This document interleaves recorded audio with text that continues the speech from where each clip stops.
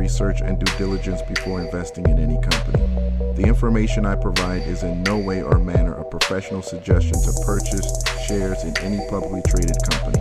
I am not licensed to provide financial advice, and this should be considered entertainment. These stock profiles are intended to be trading ideas, a starting point for research.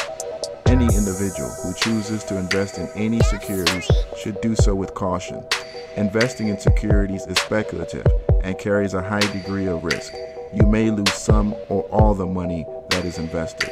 Always research your own investments and consider consulting with a registered investment advisor or a licensed stockbroker before investing. Yes, ladies and gentlemen, what is going on? It's your boy Salman in the building. Shout out to everybody already in the chat room, man. Bill Betts, Need a Life Soon in the building. Izzy Jules. Yes, indeed, ladies and gentlemen, another trading day was upon us, and man, the market was on fire today. The market was on fire, man. Donzel Essex, Lord Yase, D Payne. Who else is in here? Jeff Thayer, P Bank. People coming in. The stream's having trouble catching up with all the people coming in. Shout out to everybody joining me today. Yes, indeed, man. Let's go ahead and get the show started with, man, the market was hot today, man. The market was hot today. We had a few tickers from last week that if you were bold enough to hold over the weekend, and I commend anybody who's bold enough to hold over the weekend. Honestly, I commend anybody who's bold enough to hold over the weekend because, you know, a lot of crazy things comes out, you know, during the weekend. But let me see here. The winners that AVEO, I was impressed by that. AVEO, in fact, let me put that back on here. And by the way, that ticker ADMP, really good stock long term. But AVEO, I was really impressed with how this stock ran today. I mean, Friday was impressive. Friday was impressive. That wasn't the strongest candlestick. That wasn't the strongest candlestick that you would say, okay, this is going to carry over into, you know, movement tomorrow, or movement Monday rather. All right. I wasn't a big believer, but I mean, AVEO showed up today. It really, really showed up today. Victor, Mr. Dude, you said you made bank from Tops. What did Tops do today? And by the way, that AVEO move, I didn't even get a chance to, on Friday, we didn't really look at any ticker, so I didn't even see what the move was. Biotech surging. No, what was that move, though? Let me see here. Let me go back to Friday's news. What was the move in AVEO? Let me go back a week, because I don't see what the news was. Hold on. All right. So we got some Form 4s in AVEO, but yeah, somebody's going to have to let me know what the real move was there because I'm not seeing it. Somebody said you got the Tops and Tops. Tops was horrible today. Down almost 15% if my chart's right here. You know, this is another stock that's going to be reversing soon here. Here's the chart for Tops. As you can see, I'm looking at the day chart here. I mean, just horrible stocks. You know, you guys already know what I know. You know what I think about the shipping stocks. I think there's just horrible stocks to buy. Bill, hey Bill, I want you to call up Bill Betts and tell me about your Rite Aid play. You hit me up on Twitter. Follow me on Twitter, guys. Free stock pick if you aren't already. And you're holding Rite Aid overnight. I want to know why you are holding Rite Aid. I know you had mentioned something about the Walgreens deal, blah, blah, blah, but I really want your kind of, you know, where you are mentally and where you think, you know, this Rite Aid position, you know, is going to get you. I have no sentiment on it. I'm not, you know, either or. I haven't been following the news in the stock. Here's Rite Aid with today's move. you know, it was incredible. It was absolutely incredible to see Rite Aid with that kind of volume, which, I mean, it already trades pretty liquid. I mean, ever since the announcement was made, but even before then, it had always been a pretty liquid stock. All right, it always been a pretty liquid stock. I did, you know, briefly look at the balance sheet. I know they're suffering with a lot of that. All right, but they're still, you know, a pretty valuable company in terms of the access you get to consumers. I read somewhere where you have a Rite Aid near at least 50% of the American population. That's huge reach. That's a huge reach. So, Bill Betts, I know you're watching. Give me a call and let me know where your mind is with that. I know you've called in before, but it's been a long time, bro. Call in. All others can do so as well. My trader hotline, 305-600-2896. And Izzy Jules, what's going on, Izzy? Been a minute since I think I've seen you in here.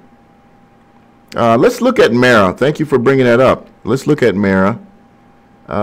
M-A-R-A, by the way, is that ticker.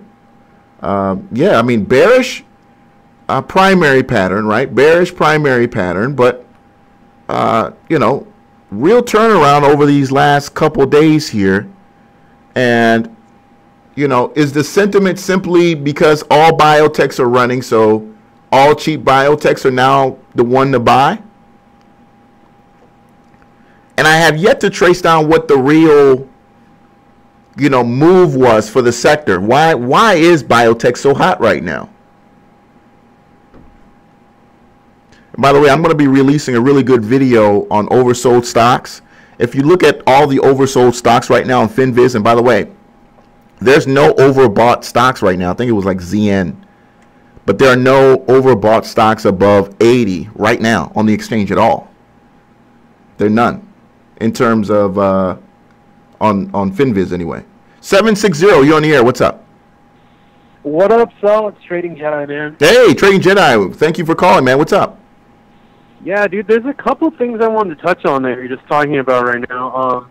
The first was someone said something about tops, and you know, when you pull up your chart, it just looks like the stock's been in pennyland this whole time. Yeah. And you said it's going to go through a split, but in reality, actually, it went through a split like 3 days ago, bro. It did like something like a 12-for-1 reverse split. What? And the same day it reverse split, it went back under $1 the same freaking day. Oh my God! You know what? You're absolutely right. It did reverse split here. I believe that was the 21st. That was last week Wednesday. Oh my God! You're right. You're absolutely right. Same day. But someone I looked up the stock price right now because someone, you know, said they made money on it today. I was like, what, are you shorting it? And the stock's up like 30% after hours. It's now up to 90 cents after hours trading. So maybe a momentum play to have our scanners on for tomorrow, because shout out to the person in the chat room who brought that up. So, I mean, I'll probably be watching that tomorrow. Man. But I didn't even know that until that person. I just looked it up out of curiosity, but I thought that was really interesting. Man, I'm shocked, man, because I mean, obviously they're squeezing some shorters here, or maybe it's just somebody huge who's covering, or I don't know what, but I mean this is after hours, so I don't understand how you know what this could be. I don't see any news. Stop. Shake announces key financial information after reverse. Let's see. I see something that came out about 5 hours ago here. So at the close, I'd have to pull that up and see what that was. But I do see some kind of news here on Yahoo Finance about tops. Yeah, maybe it'll get squeezed tomorrow. I mean, it's probably loaded full of shorts right now. Well, I don't want to get excited, but I mean, if we get a real squeeze in this, I mean, it could run, but I don't believe in any. You know, I definitely believe you can get caught up there if you're not careful on this one. Yeah, look at all the long wicks upper wicks on that chart too. Yeah. Look at every time it gets a pop, it sells off. Absolutely, man. For sure, man. And then, so yeah, that's one little interesting thing I wanted to talk about on Friday. But Also, with what you were talking about with bio, the run in bio recently, because I'm short right now, bio. Okay. Not looking for anything big. I'm looking for like a tiny little pullback, because if you look at XBI, IBD, all our biotech sector ETFs, they're so far extended. They've been like up above, completely outside the upper Bollinger Band on the daily chart. Yeah, Trading Jedi, give me one of those tickers again. XBI. XBI. That's the Nasdaq biotech sector ETF. Oh yeah, these are hot. I'm basically short that right now because it's a little extended and it's just running on hype. Okay. You know, the whole healthcare bill, how Trump says he wants to, affect drug pricing. Yeah. Those are things that we see on the outside that's getting all the attention right now. That's why everyone's saying, oh, it's running. But I was talking to some today who brought up some really good points. I personally don't believe that this biosector is running off the political hype and the healthcare bill, because we already know these things failed. Yeah. With our dysfunctional political climate. What I was talking to with some other traders is that this is probably window dressing. We're coming up on the end of the quarter, coming up on the end of the month. And what do the big funds always do? They go and rotate some cash towards the end of the quarter, into the month, so they can show off what they have on their books. Yeah. And I really think that's the main thing driving this market higher, especially with how aggressively high up it is. Just money was flowing out of tech, and kind of just coming into this sector, which has been beaten down, just so they can rotate some cash into it. And that's all I can speak to it for now. Like I said, I'm like just looking for a tiny little pullback, a little more continuation off that hanging man up there. Yeah. Just a little bit more red, and then I'll get out. Is it going to continue with the rally? I mean, the chart looks bullish, but that's all I can speak to. Is I just wanted to touch on that point. Is that don't pay attention to the political hype with the rally and the bios right now.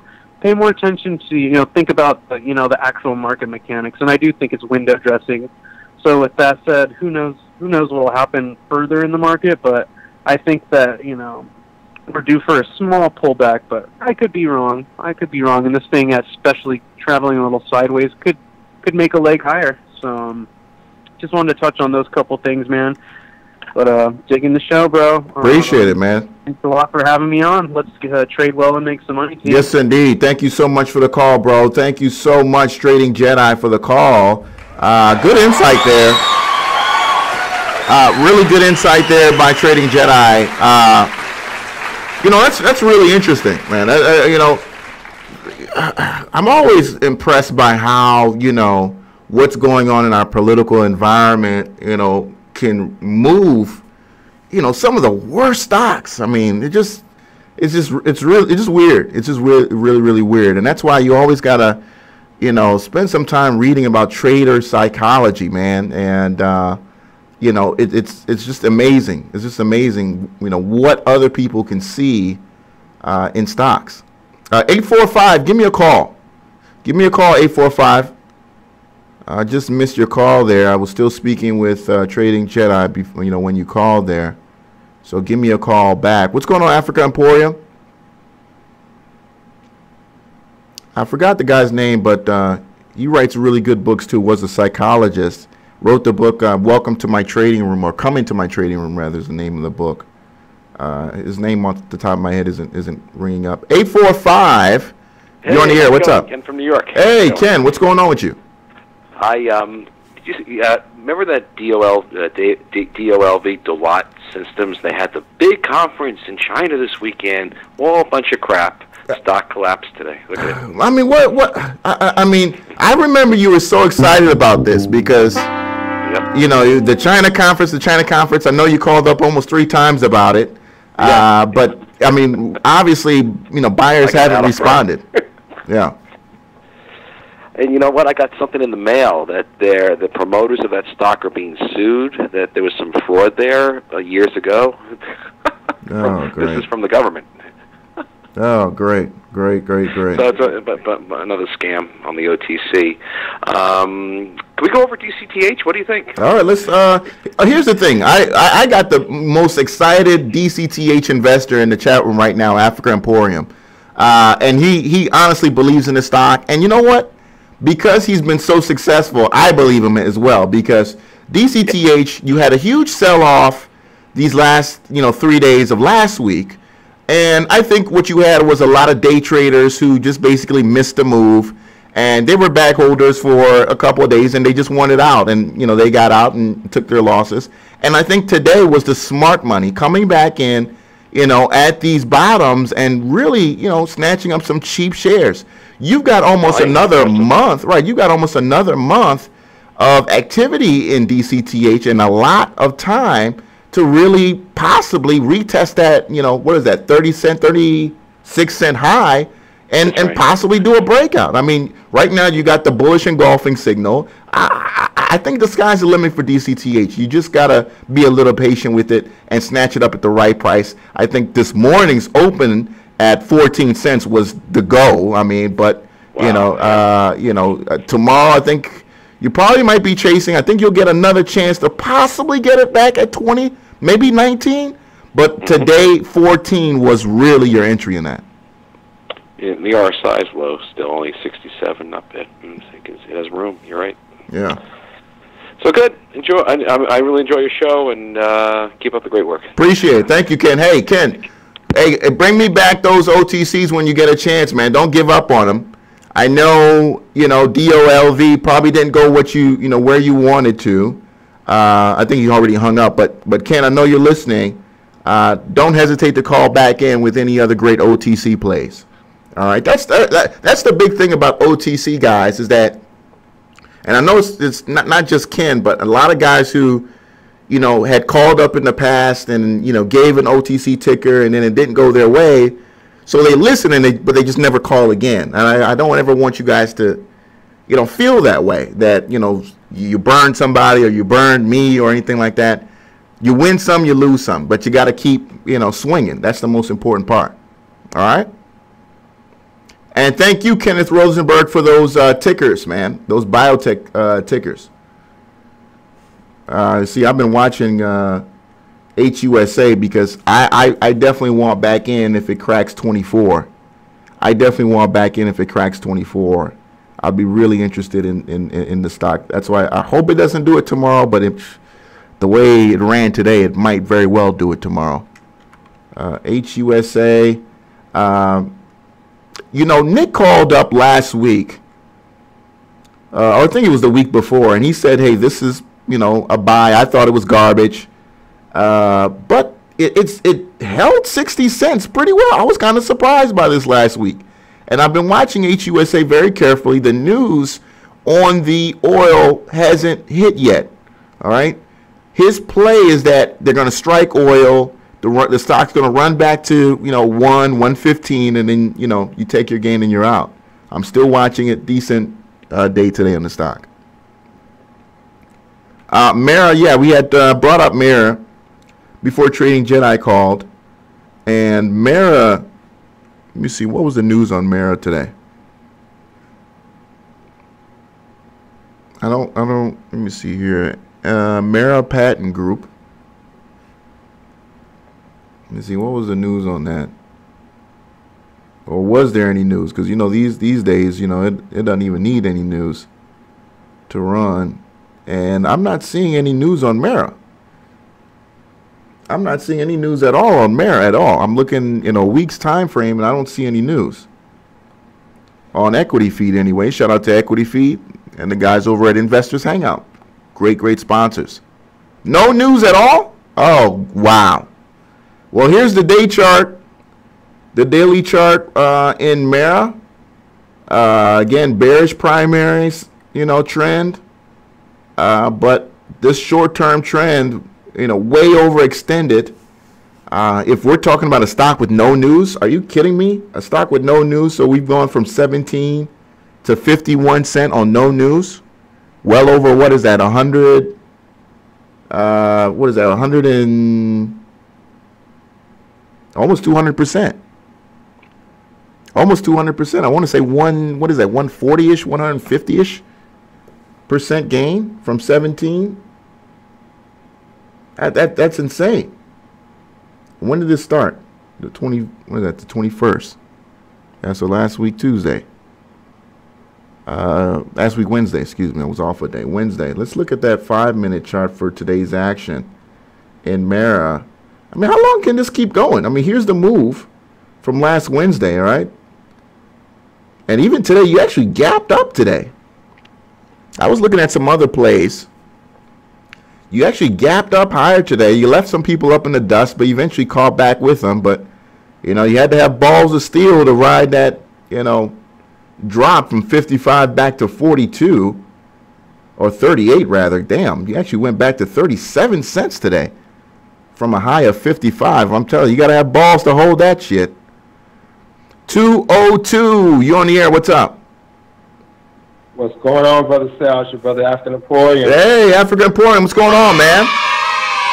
Hey, doing well, man. Y'all know typically not my best to call in during the weekdays. I listen and learn, but, you know, we've been having a lot of success lately in the Discord and getting people on games and getting them more astute to the, you know, learning this game in terms of the stock market. And these stocks, as of late, we've been kind of getting some big runners that's turning around a little bit. So, you know, I just kind of want to call in and touch base on that. And, you know, Mara being one of those stocks. Yeah. You know, I learned it last Wednesday, I believe, when it kind of really showed life in it. And then, you know, over Thursday and Friday, and then today, you know, we had some big gains coming out of the stock, or some good, you know, bullish momentum confirmation coming from behind that stock. So, just wanted to touch on that because I know people asking, you know, what's the news behind it.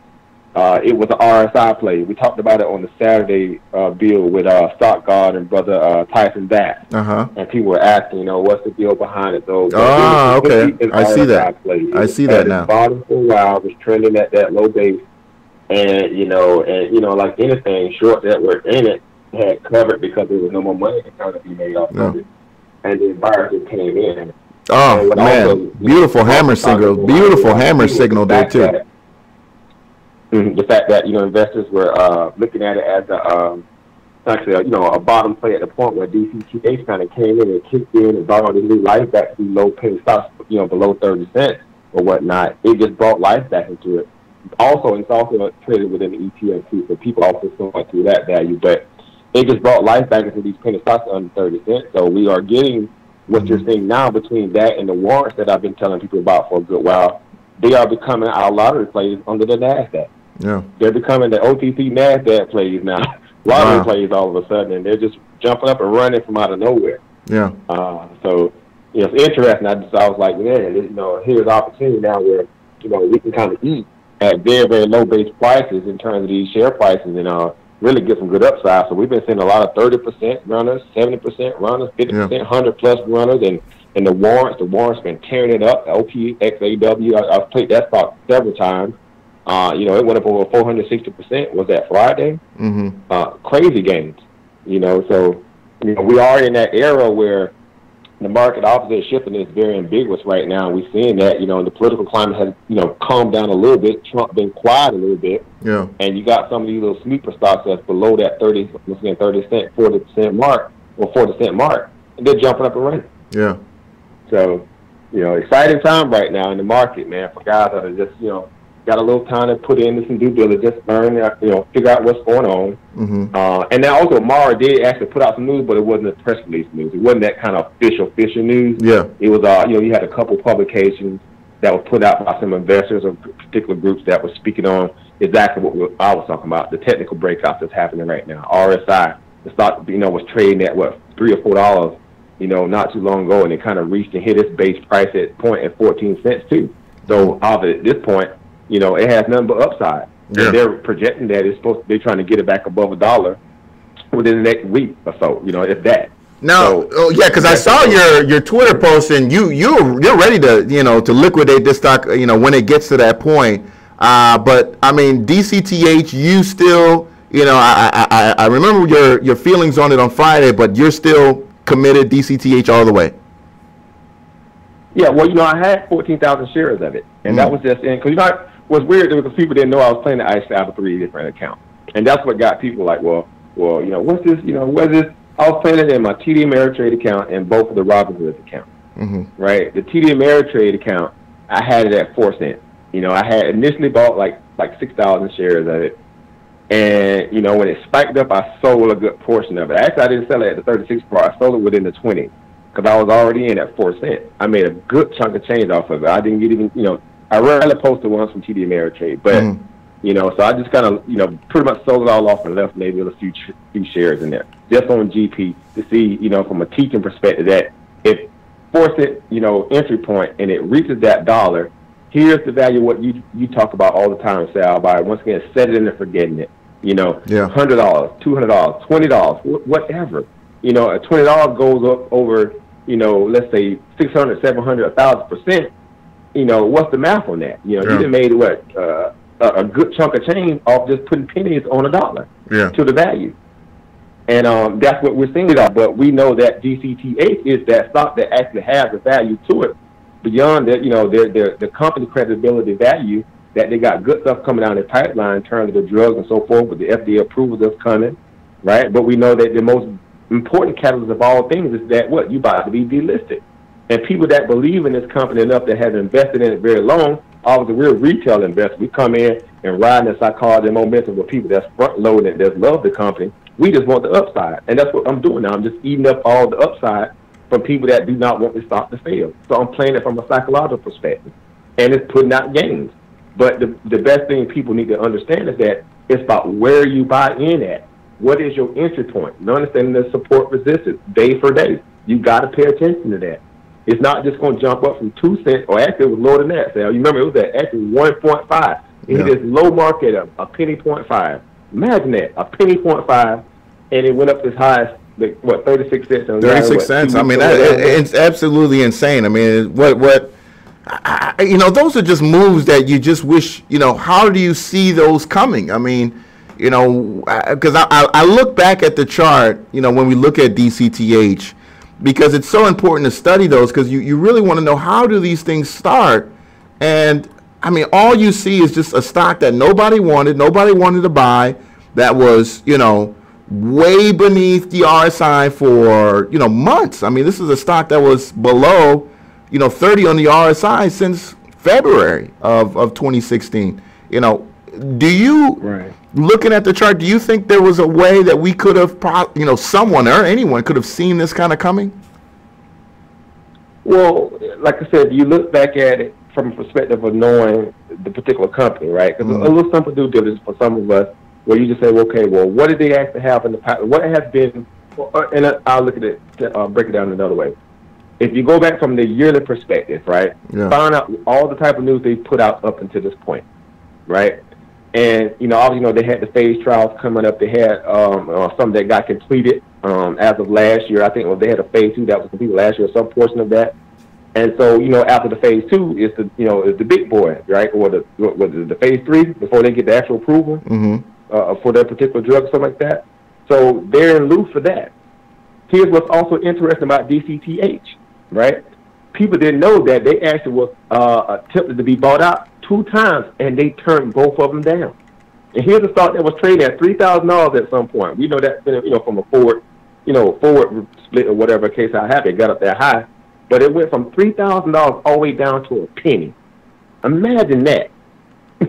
Wow. In the world of trading, of all the things that can happen, yet the company actually got a good product down their pipeline. They got the stuff with the liver. They do stuff to kind of help, people with liver cancer. Excuse me. So, and it's promising to the point. I think it was Pfizer, to be exact, if I'm not mistaken. Pfizer, of all companies, tried to buy them out, and they turned Pfizer down. So they see a valuation on their company at a point where they was trading such a high price in the $1,000 mark that they're not going to be undercut, even if they are at their base or bottom price, or they're at their very low bottom. And that's what happened when they, went from that grace period down to where they are. They had to change up the guards. They changed out the front office. They changed CEOs. Like most companies do, they got this time to revamp. We were talking about Bill Ackerman the other day. The guy invested in MBRX, when it was trading at its heyday. And then the stock plummeted and went all the way down to the peanuts. And now look at the stock, it's rebounded again. Yeah. I saw it when it was at $9 and $10, $8 something like that. Now it's up to 17. Yeah. So it's just knowing a lot enough to say, okay, well, investor sentiment, the psychology of people that believe in these stocks beyond what we do, because we just retailers, intraday, we coming in and out. These people that have been front loading these stocks for years that really believe in them, our uncles and grandmothers and people like that are just whatever. So they have a vested interest to keep the stock propped up. DCTH is that play, right? And so we're just playing on their sentiment to make sure that they see the stock hit a history mark in their mind that it will make $1. What do we have to lose by paying it that pennies on the dollar? Yeah. $20. Say, let's get it. Just make sure you buy the base lowest price you possibly can. 11 cents was that price. It didn't go below that 11 mark. I told people that it was not going to go below 11 cents no matter what.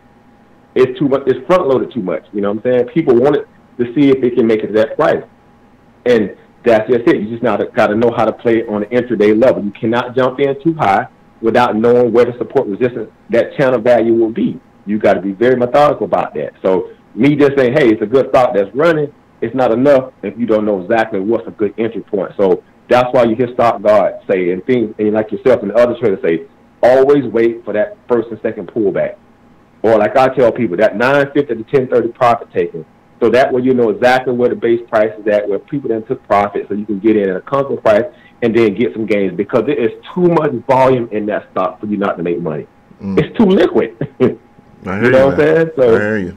It's just one way to look at it, but, you know, like I said, we learning, man. The Discord is popping. You know, we growing. You know, guys making money. I'm so happy to see people, you know, getting gains at a, you know, exponential value for a change, and people winning. So there's always money to be made in the market every day, guys. So use it to your advantage. Find the best play, right? Get in at the very lowest price you possibly can and get you some gains out of it. There it is, man. Thank you so much, African Emporium. Appreciate the call. Thank you, brother. Thank you, Will. Yes, indeed, man. That's African Emporium there.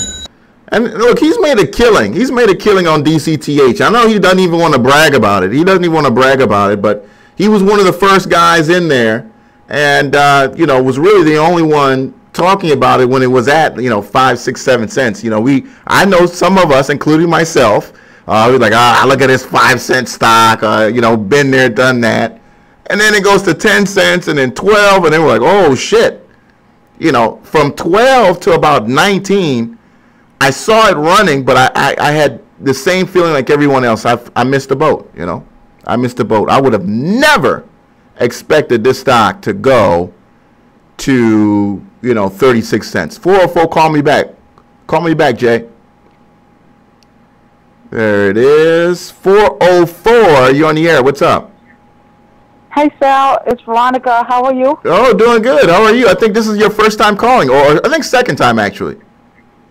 First time, it's Jiggity J. Oh, first time. Okay, well, congratulations. You popped your cherry with us here, and I'm sure you got a good ticker or maybe something cool to say.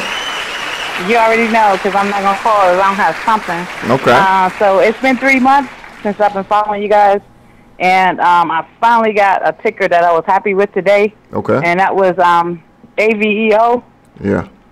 So I'm still doing pretty good on PTN too. It's a slow moving stock, but AVEO was a pretty good stock for me today. Yeah. I actually was swing trading it, and I find that I'm a better swing trader. So you were holding this from last week? Yeah, I got in on it at 114. Oh wow, absolutely. I mean, that's now. First, I got to ask you, what about it made you feel that it was worth holding over the weekend, even though it was up on Friday on no news? What made you confident for that?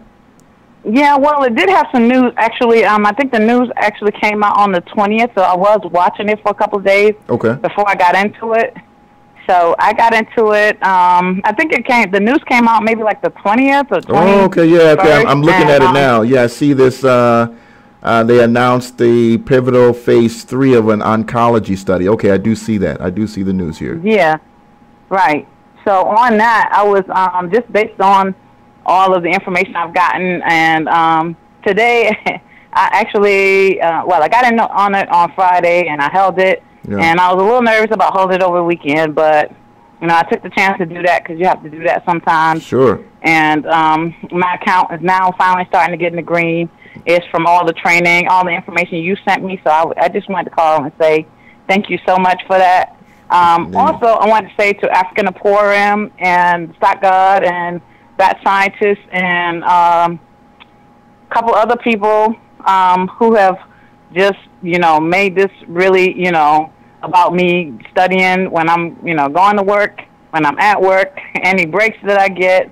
I've really been studying, and I've been, using the information, trying to, look at the different, what do you call it, the EMAs. Okay, like 13 EMA moving averages, 20 EMA, versus the 50 versus 200. And then I remember what you said about, like, a stock trading above 200 versus below 200. Absolutely. So, I picked my stocks like that. And so since I've implemented all those things, it's actually made a big difference in my account, going from losing like $700 to actually making gains over the last couple of days. So I think, I got, a better handle on it now. With today's trade, I thought about what stock guy said on a tweet one time. He said, don't get greedy, and that stuck with me because that stock actually went up to like 195. Yeah, we closed at 195, so absolutely. Yeah, but I was scared, so I got out at 170. I might, get back in it or, just kind of watch it. Well, you can't predict the future, so, I mean, be happy with what you got, definitely. Yeah, exactly. So I just wanted to call to say, I told you I was going to call in. I'm very shy about calling in, but I wanted to let you know that I really appreciate all the information you've given, you and the brothers and sisters in this outlet. It's taught me a lot.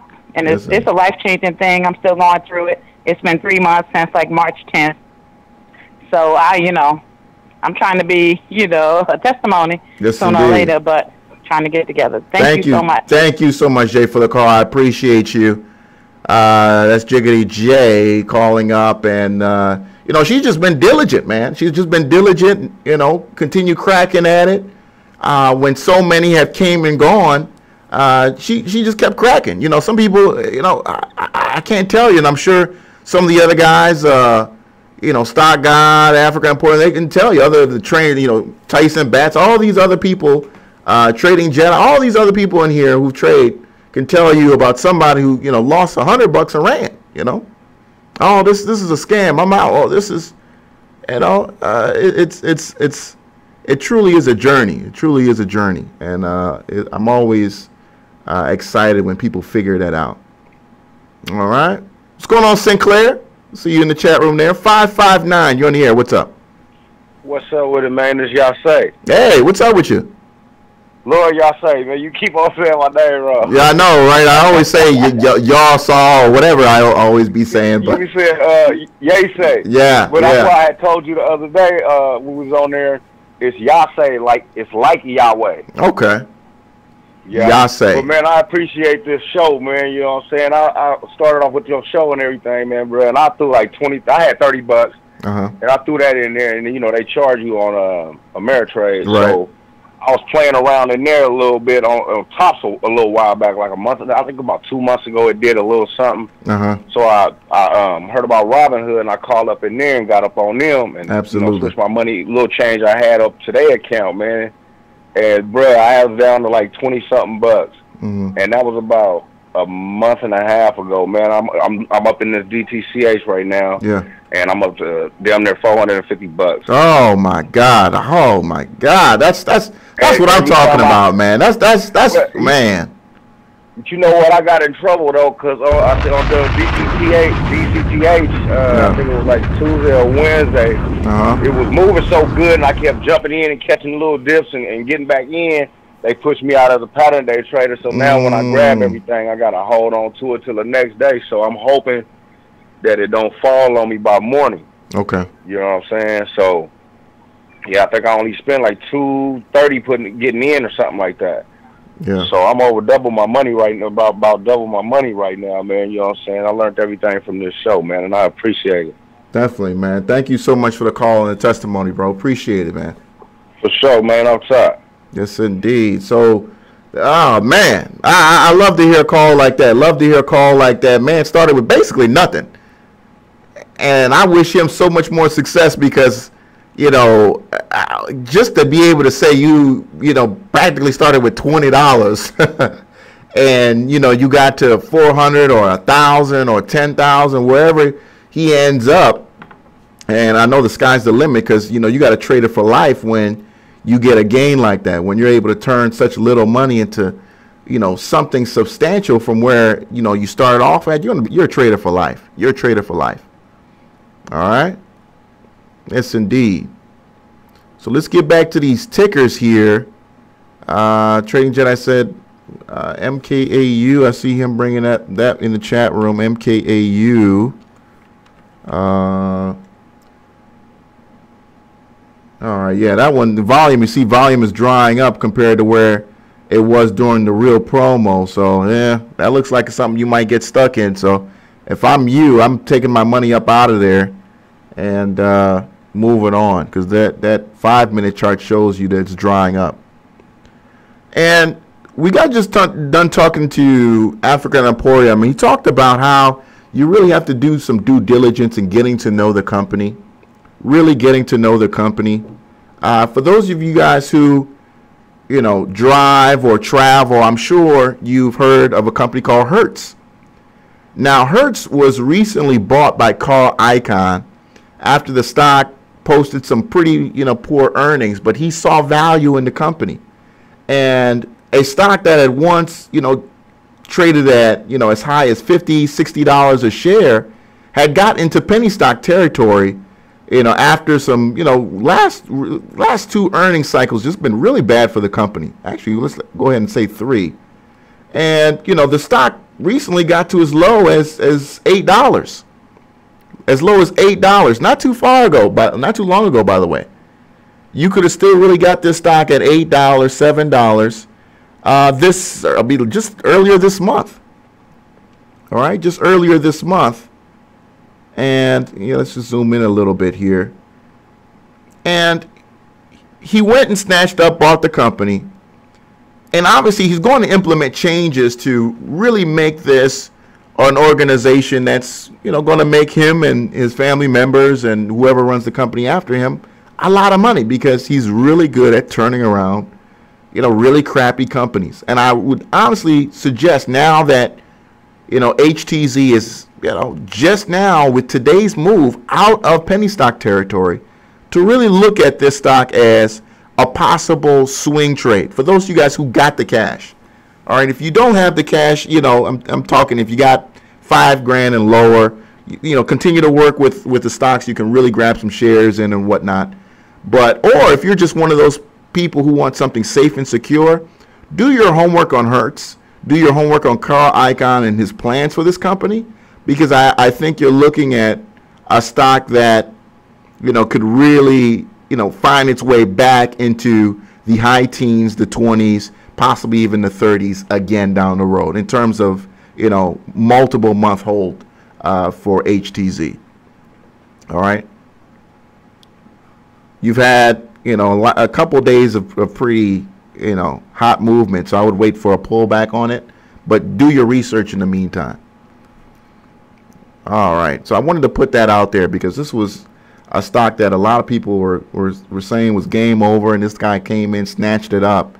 And now, ever since his purchase, a month ago, the stock's been on fire, slowly working its way out of the low teens. All right, MTNB, Matimus Biopharma Holdings. Don't know anything about it. That's an ugly looking chart, my friend. Don't know anything about this. Matimus Biopharma. Got a lot of volume in there today. Let me know what's going on here. I do see something about a phase 2 clinical study. Let me know a little bit more about it. But that wasn't really the candlestick you wanted to see today.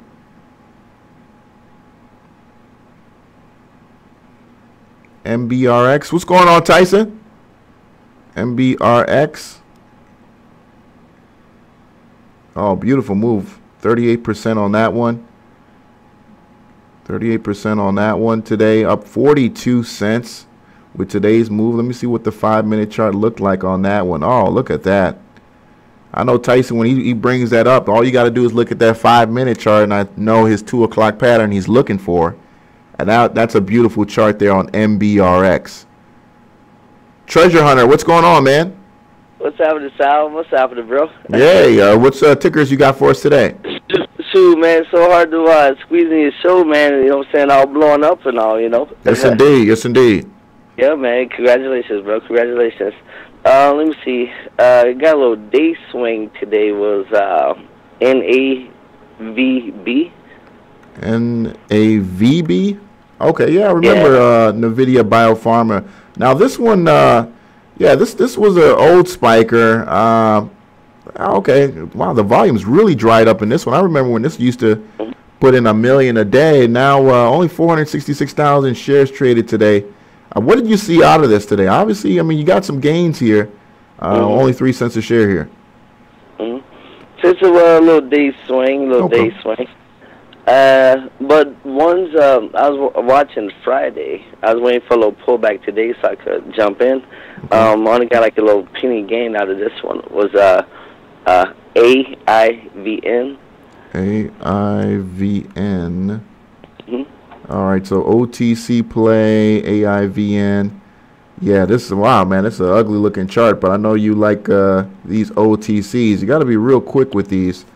Wouldn't suggest this for any rookies in here, but AIVN down 9%. Yeah, you got to be investors with these OTCs for sure. Yeah, there you go. Yeah.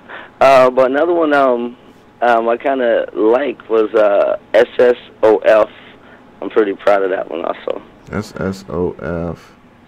Let me see here. Let me see, SSOF. The OTC plays 66 oil fields. All right. I remember you bringing this up a while back. All right, so this is under a pump I see here. Got an email from it too, from Penny Stocks 24. I do see that. Oh, no doubt. They pumping it. So shit, I might throw a little more bread in there. Yeah. I should have went heavier than I did, you know. All right. Yeah. How long? Let me see. How long do you think that the bad boy might be running for? Oh, I can't. I can't tell you that, man. All I can tell you is that they're sending some emails out on it. I do see here an email on it, but from Thursday. But yeah, I mean, it is what it is on that one. Yeah, I was gonna say I caught it Friday. I caught it Friday and jumped in it today. But let me see another one, bro. I was kind of scared to jump in, but the bad boy was running like crazy. It was BABL. Let's see, BABL. Yeah, it might be profit takers getting a little profits after that one. Build a block. I might keep running. I don't know. Yeah, this one, man, light volume on this one for that size. 003 stock, 353,000 shares. Yeah, that's very light size, but I mean, obviously there's volume that's significantly above average, for the stock. So we'll see what happens with that. Yep. Those in place, and hopefully the reason why I like those 1-2 plays, the AIVN and the SSOF, because towards the end of it, it kind of drops, and then it got a little like Nova, like a little boner towards the end. So I'm going to try to ride those up. I don't know how far it's going to go, but see what's up with them. There it is, man. Yep, those one please, brother. And appreciate it, man. With new ones. Thank you so much. Appreciate it, man. Thank you so much for the call, Treasure Hunter. Yeah, man, his plays are just getting weirder and weirder and weirder, man. But I love him because, he was one of my first callers ever, ever on this show. But his trades are just getting weirder and weirder and weirder. I mean, no volume, very liquid. I don't know. Yeah, and then, the whole thing about boners and all. But he's a cool dude, man. Shout out to Treasure Hunter, man. Appreciate the call, sir. Always appreciate the call. OMNT. I see you bringing up OMNT. Kind of late to call up about this one, man. Here, here's another one where, you missed a big move here. Obviously, there's something that changed fundamentally when this stock. When we look at, a stock that goes, from the low fives now trading at 100%. In a matter of what was this? Almost 20 days. The stock is up 100% in 20 days. OMNT. So obviously something has changed fundamentally here to justify this move, although the volume hasn't even been that great to begin with. You know, only 183,000 shares traded after, you know, what has been an amazing move for the stock. I'm kind of surprised how volume has stayed relatively low. They consider themselves e-commerce and auction services company. So not sure what that's all about. Not sure what that's all about. AMDA, and then I want to go back to Tyson Batts' plays that he had posted earlier. AMDA is going through what, you know, so many other biotech plays are going through right now. A lot of people are excited and snatching up the dirtiest, cheapest ones they can find. 678, you're on the air. What's up? What's up, Mr. Saul? Who am I speaking with? This ATL trader over here. Hey, what's going on with you, man, Mr. I forgot you have that one complicated ass indicator that you use. Yeah, and that crazy ass accent too, right? Yeah. How you doing today? Doing good. How are you? And what you got for us, man? I was just wondering, man. I mean, I think we might do the same thing like what Tyson Batts do. But I was just wondering, like once in a while, if you could throw your charts into like a weekly chart, because most people trade on that daily chart. But if you're trying to play those momentum stocks like the DCTH and stuff like that, I tend to keep my stuff. I start with the weekly charts, and then I see if I have a green candle, and then you know if you can stay in the chart. You know what I'm saying? Okay. So that's how like. You know, like when you have like the spikers and stuff like that and things that normally go back into the spiking modes. So you know if you can stay in on the trade. So I tend to do the same thing as Tyson Batts, but I just never hold for a long time. So like right now I'm holding, let me see here. So when, just a minute. Okay. When Mara was spiking last week, so it still had some green candle on the daily, on the weekly, sorry. So when I see those weekly candles green, so normally we do options, and when I do my option, I do them on weeklies. So the dailies don't really come into the weekly option, so now you want to be focused on your weekly charts. So when you see a weekly candle green, and it keeps on going green and stuff like that, then now you don't have to trade it like a day trade. You can hold on and buy the dips and just ride it like Tyson Batts do. You know what I'm saying? Let me ask you something, ATL trader, on weekly charts. I'm just curious though, because a stock can have 4 days of bad trading action, right? And then let's say Friday has a huge gain. That means that would basically justify that whole week being a green candle, right? Right. Okay. So when you see a weekly candle, like how people are going crazy on DCTH and all that, so when you see the candle is still green, you know what I'm saying, and it's something that is liquid and has volume and stuff like that, so now you don't have to day trade it, you know what I'm saying? You can just keep on buying the dips, and if you feel, you know, I'm not saying don't take profits, but if you have the feel that you think it's still going to stay in the liquidity and the volume coming in and it's been spiking, so now you don't have to worry about not holding it overnight. You know what I'm saying? Yeah. So I did bought Mara last week at 35 cents. So I'm actually out 2,000 and change, you know? Yeah. So it's just more of another avenue of people not looking at the stocks in the daily trades as opposed to if something is spiking, you can kind of just hold it and just keep riding. And I like that idea, especially when you're talking about stocks that are very liquid. Because I'm looking at Mara, we looked at DCTH. I saw Tyson Batts bring up Vox. So in stocks that are very, very liquid, I guess that would make sense. You would just have to make sure it's not something that's not running on no news or some crap like that. But again, too, you still got to do your due diligence and use your RSIs and stuff like that for your entries. Don't just buy it because the candle is green, you know what I'm saying? Sure. And probably buying it at the top and stuff like that. Like I've been riding the HTZ, the CAR, and CarMax. I don't know what's going on in the car industry, but those stocks just been going up and up, you know what I'm saying? Yeah. So another stock that popped up on my screener today is GNC. I know you don't like those Herbalife crap, but GNC.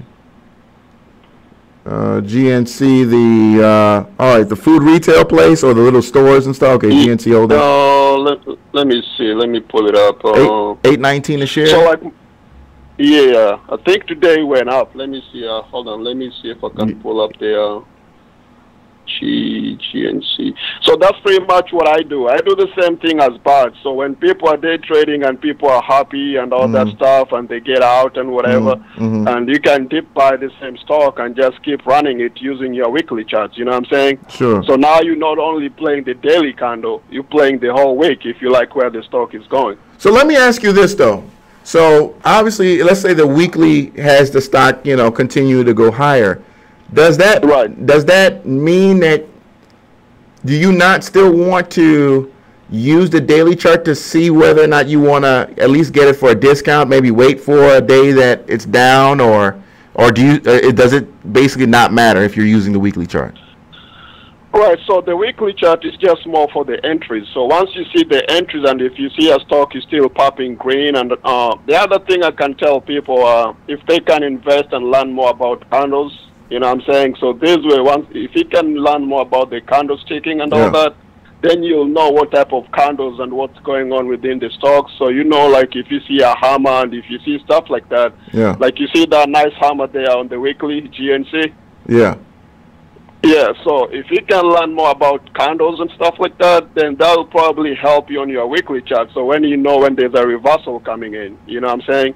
And normally what I'll do with my scanners, when they open up in the morning, when I go through them and I'm looking at the weekly charts and stuff, so even if something is popping for that day, but it has a red candle, so pretty much it might be just something that's being pushed up or whatever, but it's going to fall because your weekly chart has no momentum. Sure. So if people can learn more about those candles and stuff, and it's going to come a long way on your weeklies, and then you don't have to be like fighting trading and stuff like that. You just stay in the trade like Tyson Batch does. So one more thing, ATL trader, because weekly charts is, if we look at a weekly bar, I'm guessing they start on Monday, right? They change throughout the week, don't they? Right. Okay. So they change throughout the week, but you just want to keep an eye on them, and as far as you see where the setup is, so you can just track your stocks as how, like. So would you say the best entry would be a Friday, being that you would at least have that week's moving, Yeah, pretty much. I mean, every strategy is different. If people decide they want to get in on Fridays and stuff like that. But, I'm saying the weekly candle just pretty much determine if it's green. So now you can see like pretty much what it's doing depending on your other setup. So just because it's a weekly on the weekly chart, maybe it might look different on your daily charts and your 5-minute charts and stuff like that. So I'm not bidding anybody on taking profits, but you can use your weeklies to dip buys. You know what I'm saying? If something is still staying green and the candle pattern, or if you know your candles and you're saying that it was bullish or engulfing or stuff like that, you can just keep riding the momentum. Okay.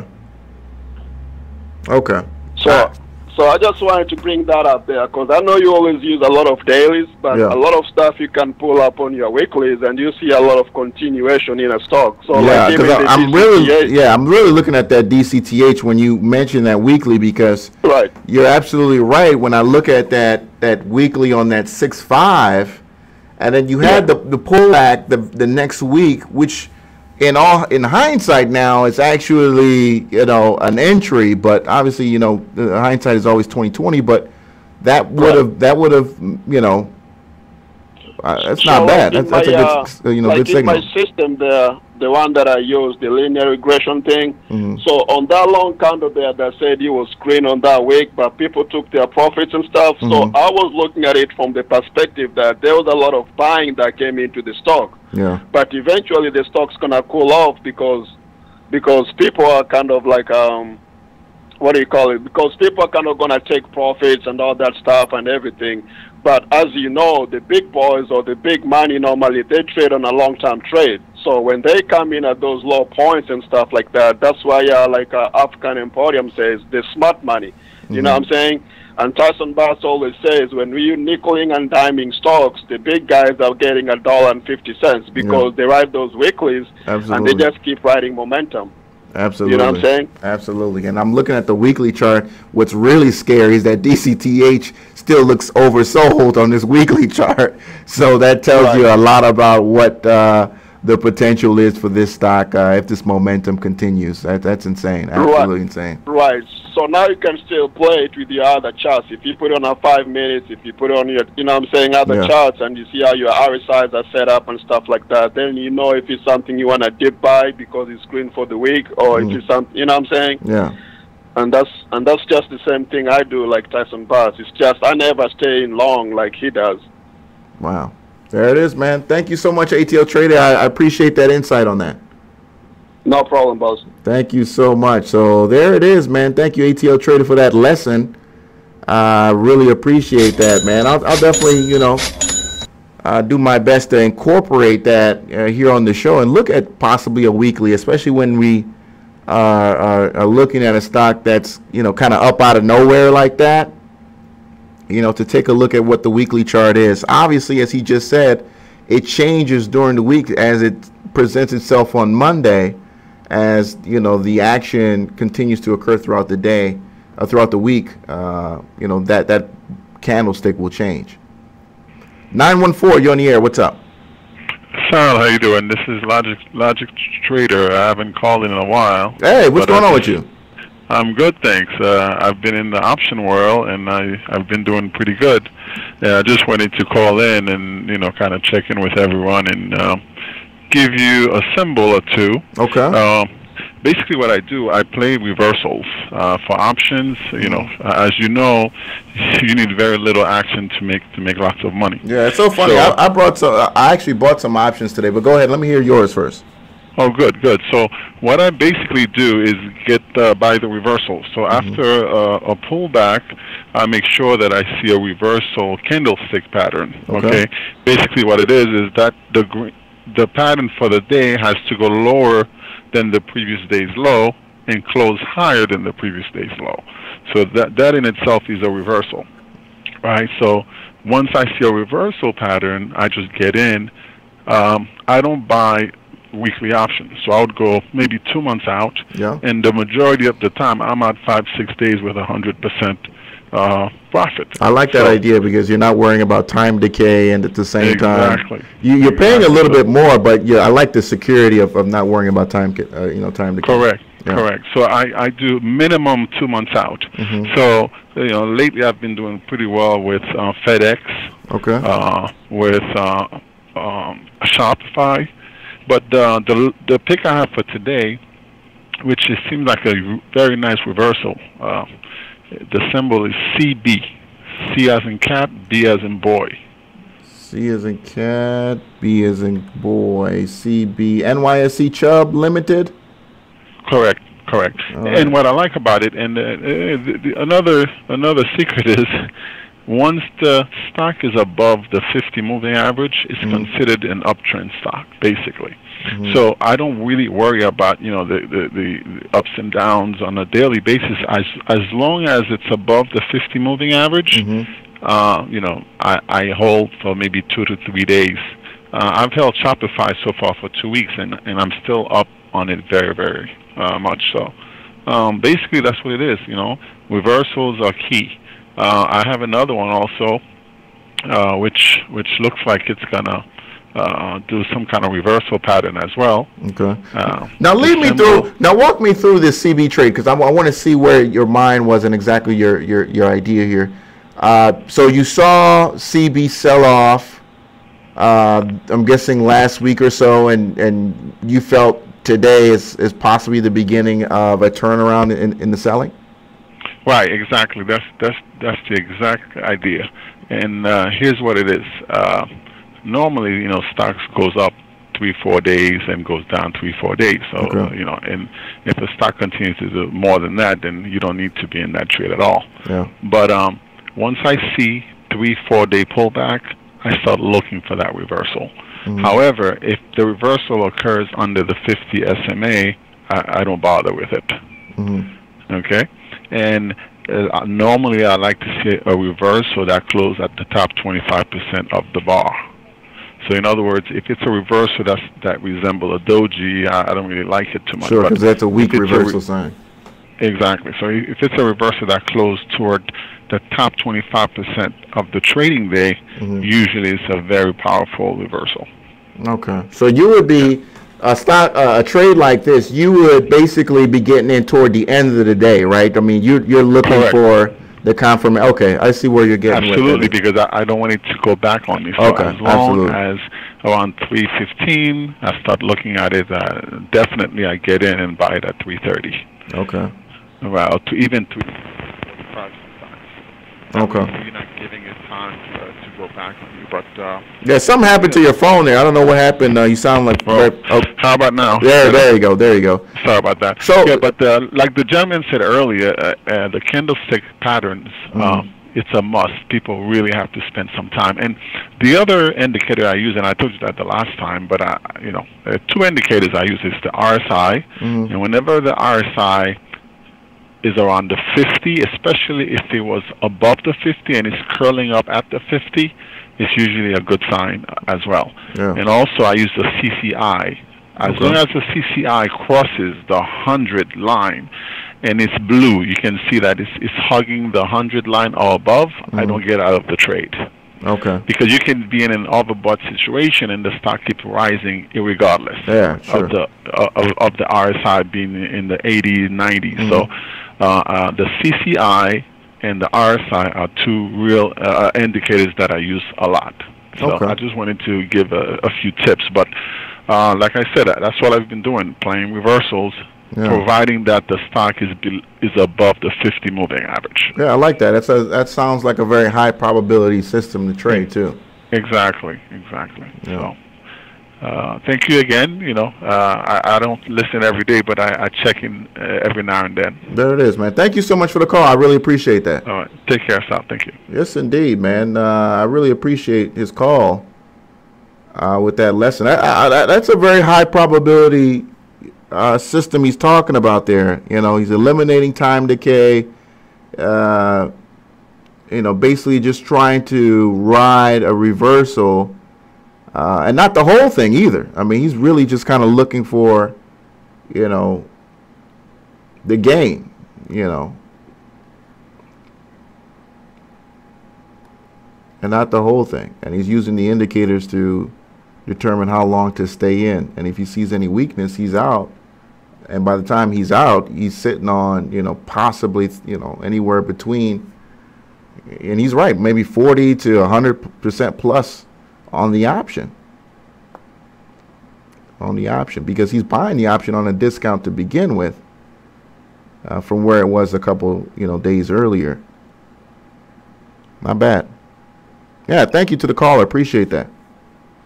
And let me take a look at that on the weekly, just curious. All right. So, yeah, here's the sell-off on that week, and then here's the candlestick, which is a solid candlestick to enter on that. I mean, that signals that you had some, deep buyers here looking at a possible, opportunity to get in on a discount. I do see there's a little bit of a wick on top. But buyers were definitely all about buying, those lower price shares. We'll see. Hopefully you get, some more buying confirmation as the week develops. I like that. Yes, indeed. So let's go ahead and look at, some of these other, oh, wow, by the way, that weekly chart does look very strong.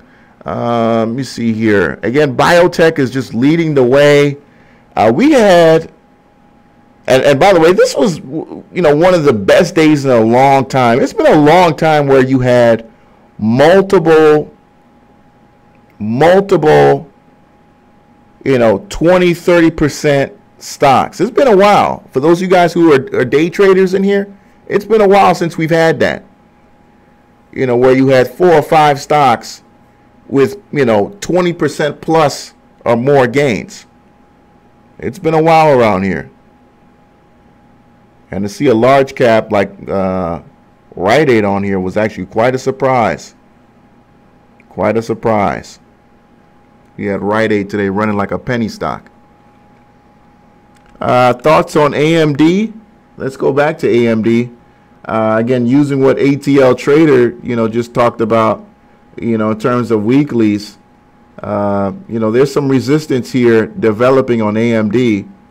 Let me see here, but that could be just some profit taking in the stock. But see, let's go back to the daily chart. But I'm definitely going to start studying more weeklies because I like what he talked about, that ATL Trader. I appreciate you for bringing that up. Sometimes there are things you kind of know, but somebody has to say them, and then it's like, oh, it clicks. But when I look at back on the daily chart here, you had the doji pattern on Friday. Then you had bearish confirmation with today's action.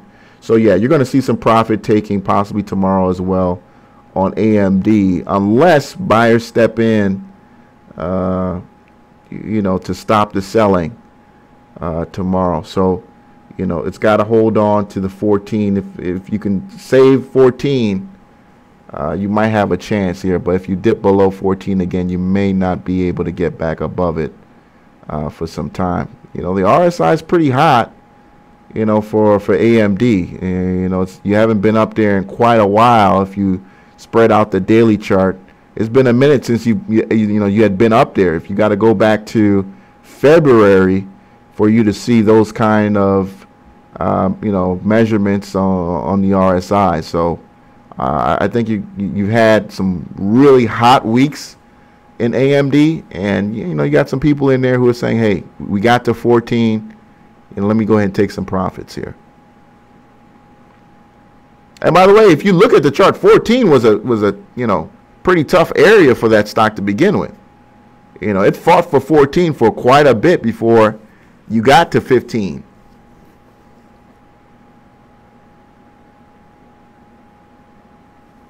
Sinclair is saying 11 and under. Yeah. And Sinclair, I remember you were riding this all the way up there.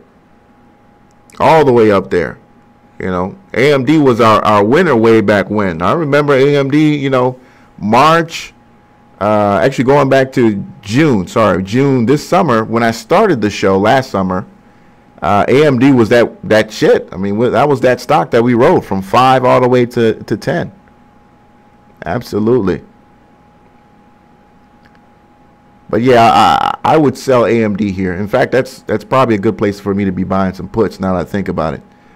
Speaking of the options, the gentleman got off the phone. I told him I bought some options. I'm, for the most part, looking for stocks that are going to not be here, in the near future. And I decided to look into something called leaps. And leaps are basically options that are far into the future. Almost a year, and there are some leaps available for JCPenney.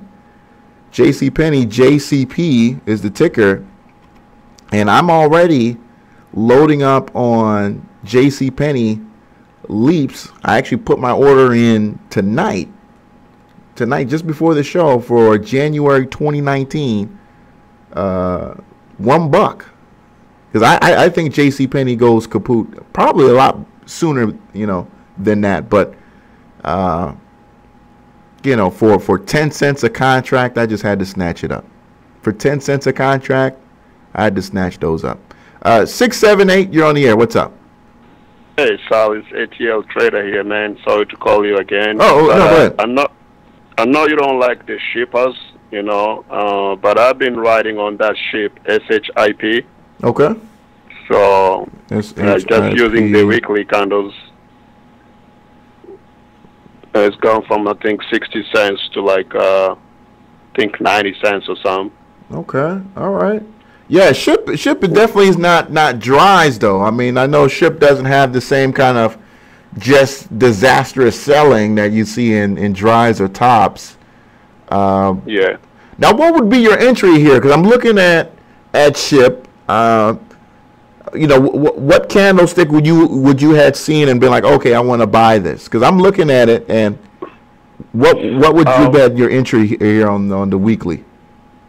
Oh, when I'm in this shape in the lower 68s and 70s, but using my other system that I was telling you about, the linear regressions, That's what I use for my, that's what I use for my entries and exits. So once I get my entries and stuff, then now I can just ride it with continuations on the candles. Okay. So it's done good from the 70. I think it's up 20 cents. But I just wanted to bring that up because I know you hate the shippers, but it's been slowly doing its thing. Yeah, I see that. I mean, you're absolutely right. Starting from the 60s, now at 91 cents. Bearish as hell, below the 50 even on a weekly, but looks like you're finding profit here, man. Nice. Yeah. All right, boss. Appreciate it, man. No problem. All right, so yeah, shout out to ATL Trader. Horrible chart, but he's finding an opportunity to make some gains here on that. So obviously he's got a different system to indicate it, because even the RSI wouldn't have told me that was an entry. Even the candlesticks themselves aren't necessarily clear that was an entry, but I'll give him the ka-ching for those gains. Demond Stokes, you said good puts on JCPenney. Yeah, man, I when I see JCPenney, $1 puts January 2019. I'm talking 2019. So we got a whole year to go. And 10 cents a contract? Yeah, come on, man. That's McDonald's money, man. I gotta snatch that up. I already got the order in now. 919, you're on the air. What's up? Hey, Sal, how's it going? Hey, Bats, what's going on with you, man? Long time, man, but hope you're doing well. Yes. I know you're busy with work, so I always appreciate it when you got time for us. Now, this week I'm at home, and then next week I'm on vacation, so at least that's gonna be good. Good. Did you happen to see Avis and Hertz today? I saw Hertz. I've been watching. Hertz was, I actually talked about that earlier. Avis, what's the ticker for Avis? It's CAR, C-A-R. Okay, let me see here. So Hertz was actually a sympathetic play off Avis because I guess the rumor, well, it's not a rumor, I think the Apple driverless cars, they want to use Apple or Google or Alphabet, whoever, one of those guys, want to use Avis to service their driverless cars.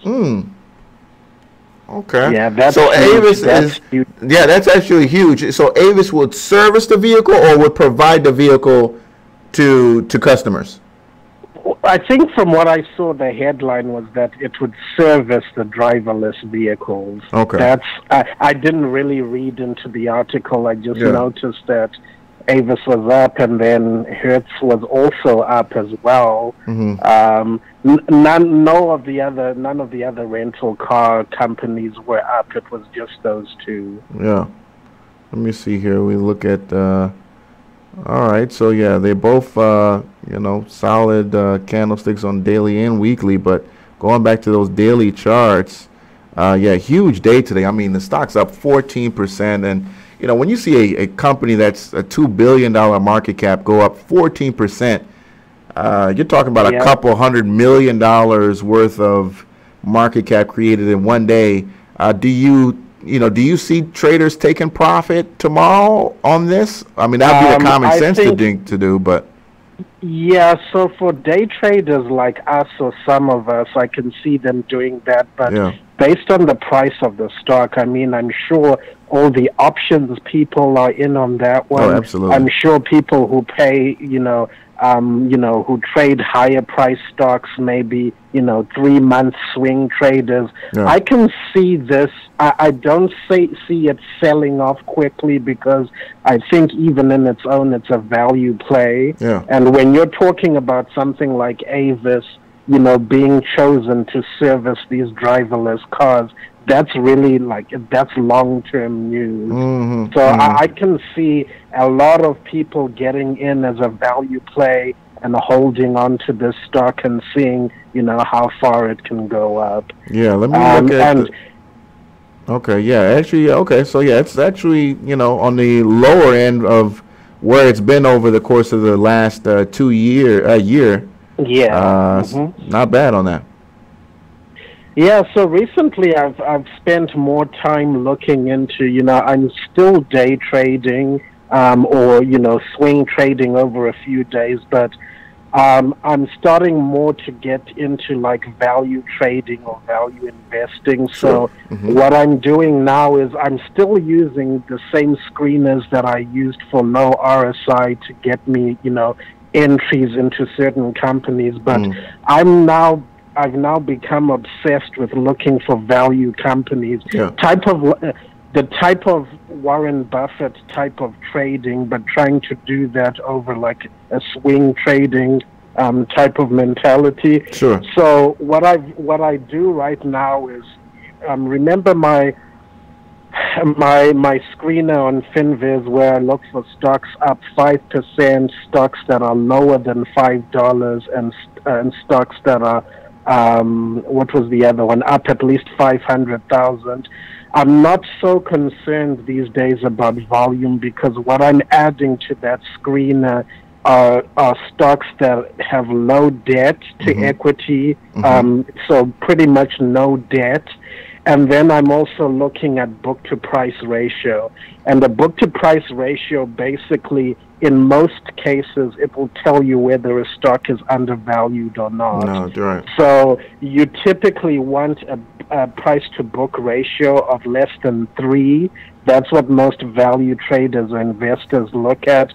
But it can fluctuate based on the type of industry, so it's not always set in stone that it has to be lower than 3. And in some cases, if it is lower than 3, that could also point to some problems in the company. But I mean, along those lines, I'm looking at companies like Foot Locker. You'll notice Foot Locker right now is at a very, very good price. I mean, it's more expensive right now and probably would appeal more to options traders, but Foot Locker is poised in a very good position right now. Cheesecake Factory, even the one you tweeted about the other day, I think was Denny's. Yeah, Denny's. Yep. I like Denny's. I think Denny's. You're talking about, in an environment right now where people don't have a lot of money and tight on cash, but still want to be able to go out and enjoy a little meal. I like Denny's, by the way. Yeah, and so that's all I have. But before I go, I had one question for you. So let's say someone gave you $50,000 right now and said, put that money into one stock. What stock would it be and why? $50,000, put it in one stock. Yeah, and this isn't a rhetorical question. I'm actually thinking about doing this because I've saved enough money to where I can take that risk. But what would be your, go-to stock for a $50,000 investment? And let's say you have to hold on to that stock for a month, 3 months, 6 months. What would it be? Oh, okay. Oh, damn. Okay, I'm thinking like at least 10 years. Okay, but if you're talking about 3 months, 5 months, I would go with ADMP. Probably ADMP would be my play. This is ADMP is the one that won the FDA approval for the generic version of EpiPen. And what is it priced at right now? Right now it's at $5.20. I think I think you in 3 months you can get out at $7, maybe $7.50. Okay. Yeah, that makes sense. That certainly makes sense. Would it change it if I had asked you to hold on to a stock for 5 years? Yes, absolutely, absolutely. I think if you're talking about 5 years, 10 years, I would catch the bottom of MRO. MRO, Marathon Oil. This is one that I'm looking to put my folks in. Oil is sold it off. It's got a $9 billion market cap that it's trading on now. It's got about $24 billion in assets. It's very, very, I mean, that's the $24 billion is if we, sold all of its assets and took care of all of its liabilities. That's the paper value of the company right now. So I should look at that. So Marathon Oil is probably, what I would look at in terms of 5, 6, 10 years down the road. Moving forward. Now that you got to, study where is oil and whatnot, and hopefully the political situations, how do you feel about that? But I like, if I'm talking long term, I'd probably look at that.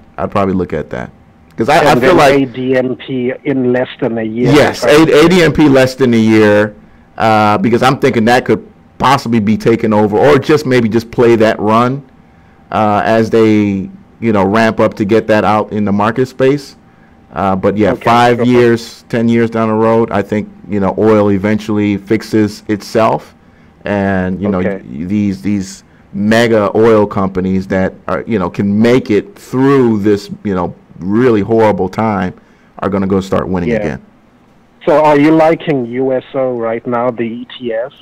USO, no, I wouldn't touch the ETF right now at all. I just think that you're still going to keep losing for some time on ETF. But I think there are going to be some companies that MRO being again a huge large cap company that could possibly end up back in that low teens. You can snatch up a ton of shares for real cheap.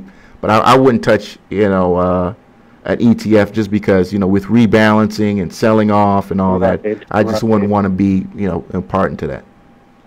Okay, thank you so much, Sal. If you have any more picks for 1 year time frames or 3 to 5 year time frames, just hit me up on Twitter. I'd love to pick your brain on some of these things, but as always, I appreciate it. Appreciate it, man. Thanks for the call. All right. Take care. Bye. Yes, indeed. Shout out to Bats. Appreciate the call, Bats. Appreciate the call. Yeah, I mean, you always want to, mix it up, guys. We all have, money that, you obviously are playing and trading with and growing and risking.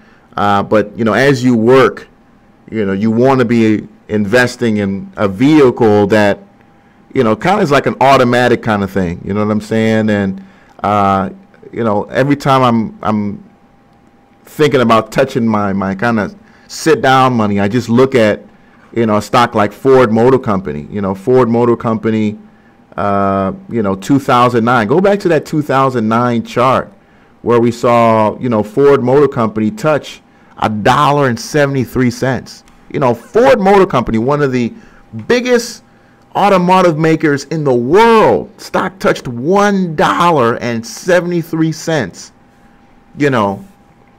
It just tells you. And this is 2009. This is not even 10 years ago.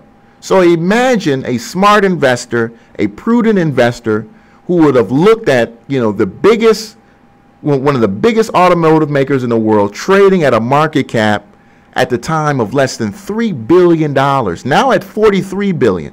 So you talk about, return on investment, buying when nobody else wants to buy. That's value investing. That right there is value investing. So shout out to Bat Scientist and what he's doing there. Not bad. Yeah. Look up Ford Motor Company 2009. That was one of its lowest points. Yeah, February 2nd, 2009. Ford Motor Company was trading at $1.66. $1.66 for Ford Motor Company. Insane. And now here we are. Less than 9 years later. And you're sitting in, a ton of profit. You're sitting in a ton of profit, and then we wonder why the rich get richer, and they just put their knowledge to use. That's all. It's just all they're doing. Fuck all that other shit. They just put knowledge to use sometimes. Yes, indeed. So let me know what other tickers you guys think could run tomorrow. By the way, stay away from that ITUS pump. I showed that in the Discord room. ITUS is a horrible, nasty pump by James Connolly. By the way, that's a pseudonym. He goes by the website Penny Stock Egghead. That guy is just pure evil, man. During back my promoting days, he reached out to me. That guy is just, he does not give a fuck about anybody. I mean, some of the most, you know, shittiest stocks this guy will promote and push. I mean, stocks with, you know, that haven't been touched in years, but yet will write the most elaborate emails about how they're about to do something and turn around. I mean, even I was greedy as hell at the time, but even I was just like, man, I can't fuck with that shit. So I guess he's gotten some money to push ITUS, but you know, it is what it is. It's being pumped. They're sending like 4 or 5 emails a day on it. So nice move in that today, up 40% on about 1.6. But who knows how long that's going to last? Oversold on the RSI, but you know, we'll see. They did get a ton of cash to push it, so it could continue to run. Let me see here. Paul Tudor Jones, yeah, Paul Tudor Jones is a multi-billionaire, not even taking people's money to fix up. 340, you on the air? What's up? Yeah, hi Sal, how are you doing? Doing good. Who am I speaking with? Yeah, my name is Hollister. All right, Hollister, what's up with you? Yeah, I have a stock here for you to check for me. APT. APT. Mm-hmm. Alpha Pro Tech. Let's look at that. Amex Company. Now, this one's got pretty low volume. What do you like about it here? Well, I've been doing some studying some candlesticks. And you know, I feel like it tends to like it want to go up. You know, the you know, from the candlestick it looked like it want to move higher. You know, so yeah, I said I take a look at it. You know. Yeah, my only thing about this one is I don't like the volume, man. So even with the candlesticks, you know, I don't believe we're getting a fair price on what we're seeing in Alpha Pro Tech. Or, you know, you might want to do some research on this stock. I see it's only trading at about 13, the PE of 13, which is pretty good for a biotech. So obviously they must be generating some kind of revenues.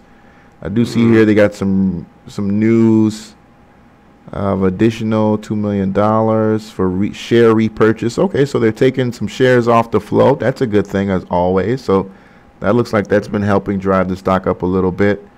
But I don't know. I just think that they're better investments, man. I mean, I would love to. If this is something you're going to buy, let me check the weekly on it and see what, you know, what even that says. Yeah, but even that I don't see the greatest candlesticks there. Even on the weekly, you had a recent sell-off in March. Yeah, man, I just don't like it. I mean, I just think that there are better opportunities out there for you. I mean, if this is something you're going to buy, then you know something about, you know, the fundamentals of the company that justify you swinging it for maybe a month or two or more.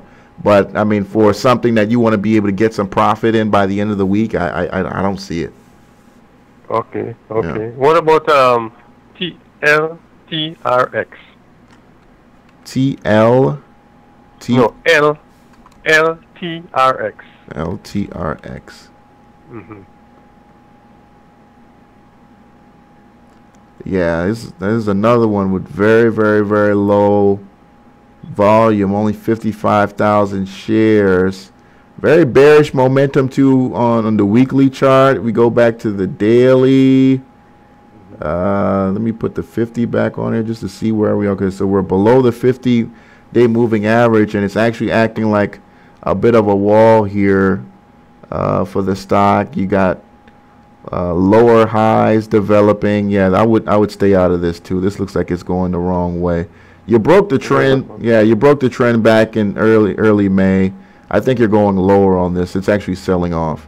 So I would stay away from that too. Okay.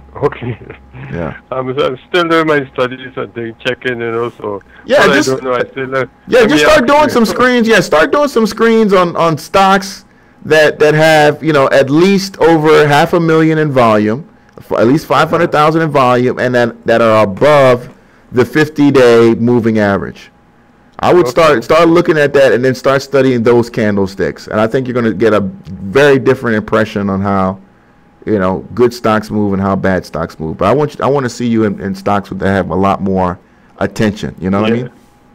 Yeah, but to be in stocks, you have to do some studies. You have to really study. Yeah. According to you have to do due diligence. Absolutely.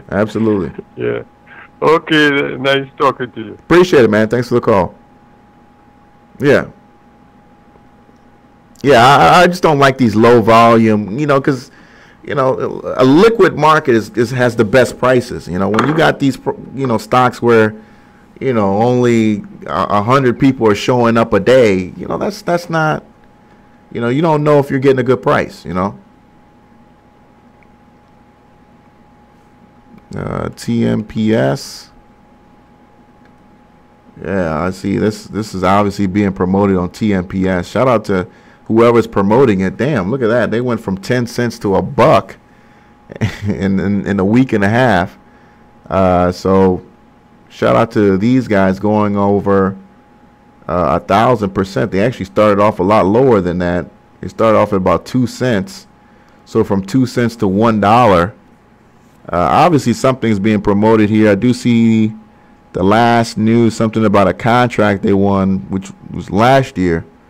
So I don't know if this is a mailer going out or maybe a phone bank they could be using, because believe it or not, they still use phone banks and pump and dumps. 206, Mr. Lloyd, what's going on? Man, long time no hear, family. Long time. I know, Sal. How you doing, brother? Yeah, it's been a minute. Man? It's been a minute. Oh, shit, man. Let me tell you, you know, going through, you know, a lawsuit with your employer while you're still employed is probably one of the hardest things I have yet, that I've encountered so far. And, I could only imagine, man, walking around the office and knowing that all the supervisors basically hate you. Right. And still employed at the same time. I mean, usually people just quit or they get fired for some technicality or something. And so, but everything's all good. I mean, it's not good. I mean, the hardest part is done, man. And so right now, I just got my house painted. Let me tell you, I can't.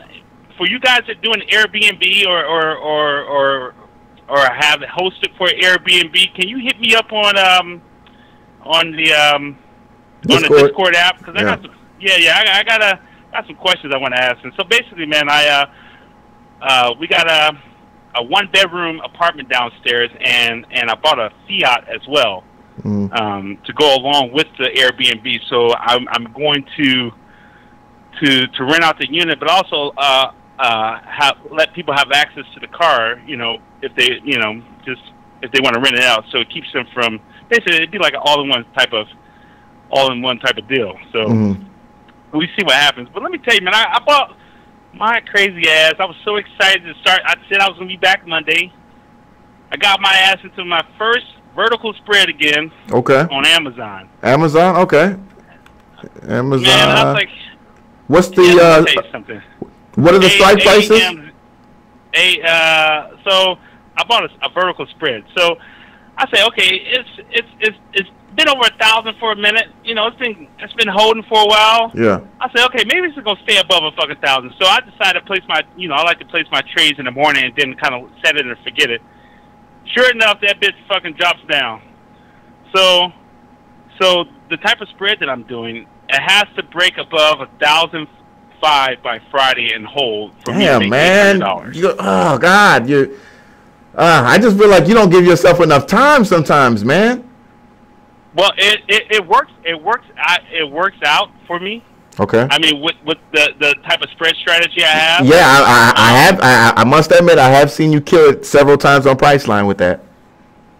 Yeah, so basically it's a credit spread, and it's the risk reward is was it $1,100 for 800. So the risk reward is pretty good. So all I have to do is get the price above 1,005. So right now I'm down $300. Okay. So and if I had the mentality that I had back in the day, I probably got scared and got out. And next thing you know, fucking Amazon shoots up to 1,017 at the end of the week. They're right. You know. Yeah. So you know, and that's what fucking kills me, man. Every time I get into a fucking stock, I cannot. I never get in the ditch where. No, don't jinx yourself like that, because everybody thinks like that. Oh, as soon as I get in, it starts selling, or as soon as I get in, it does this, it does that. I would, you know, this is the market. It happens. The way you do is by you know, for especially in options, that you give yourself time. You know, you need to give yourself time. But you know, you said you got a strategy that wins, and I've seen you win at this. Although I don't like the fact that you don't give yourself enough time. I know, you know, I know that, you know, obviously it's a lot cheaper, the fact that it's a lot shorter, so, and it's a lot riskier. Right. And like I said, I'm trying to be a swing trader. I'm trying not to day trade, and I think over the summer I'm going to learn how to set those trailing stop losses. But because there's so much volatility in my strategy, I can be up $50 and then down $300 and then up $800 by the end of the week. But I just have to be patient, and you have to be able to get that what do you call it, that fear out of you. Because I remember back in the day, man, shit, being down $150, man, I was scared as shit. I got out, next thing you know, the shit goes right back up again. Yeah. So I mean, I have to trust my strategy, and hope that it keeps up. But you know, I don't understand why Amazon can't fucking hold $1,000. It's going to hold $1,000, but if you're waiting for it to do it in a week, you know that you know, I would look at it this way, Mr. Lloyd. Ask yourself this question: do you think Amazon will be by $1,000 by Christmas Day? Oh yeah. So I mean, so that is a question that you can say yes to so quickly. That's a trade you take right now. I would look at December, Amazon, you know, something like end of that month, and then be out of that stock by October. You're going to get the 1,000. You know it. So why risk? You know, and yes, you're paying more upfront for it, right? It's going to be a little bit more costly, but I know you got the money, Mr. Lloyd, because you are a very wealthy man. I know that. Oh man! But with that being said, you know, it's a sure thing. It's a safe thing, and you're not, you know, sweating about it. You know what I'm saying? Yeah, I mean, I ain't really sweating about it. That's not. I want to be able to secure a strategy, and I would like weekly income. Yeah, I can make money on long-term options, but I want to be able to make that $500 to $600 a week, and not. I want to feel comfortable with that, but I'm doing okay with $200 to $300. Mm-hmm. But it's not as consistent as I would like, and so I mean, I think once I get a couple of these some of this baggage out of my way, man, I definitely will be more focused, and I can't wait to get back with you guys on the Discord so we can start doing that live training again, man. Because that definitely, you know, we're all collaborating together to look at charts. It's definitely helpful. So, and let's look at the VIX right now. Ooh, man, so the VIX is up 22 cents. So.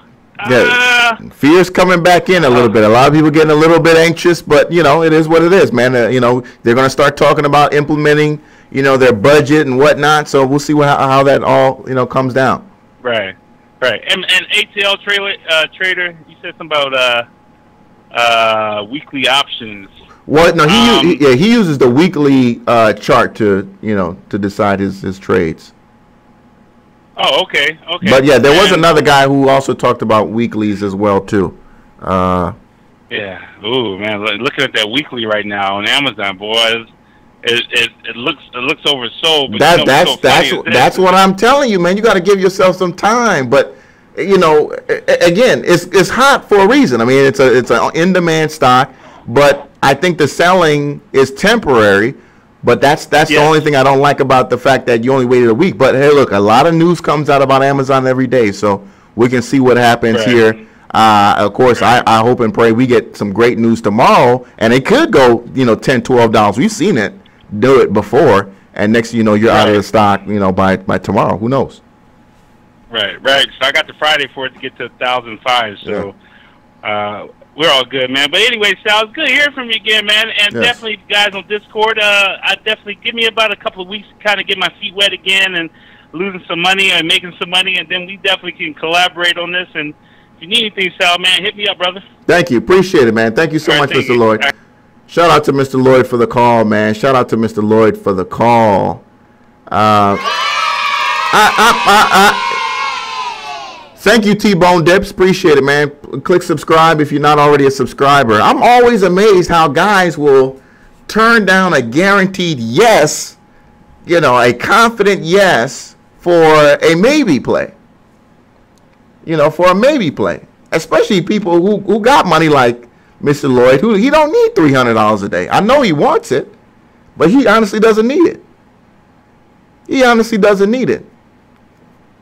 You know, and if you think about most traders, including myself, because I feel that way too, but if you ask other traders, and I've done that sometimes, just going to ask, most of these guys will tell you that their best gains, they knew they were right before they entered the trade.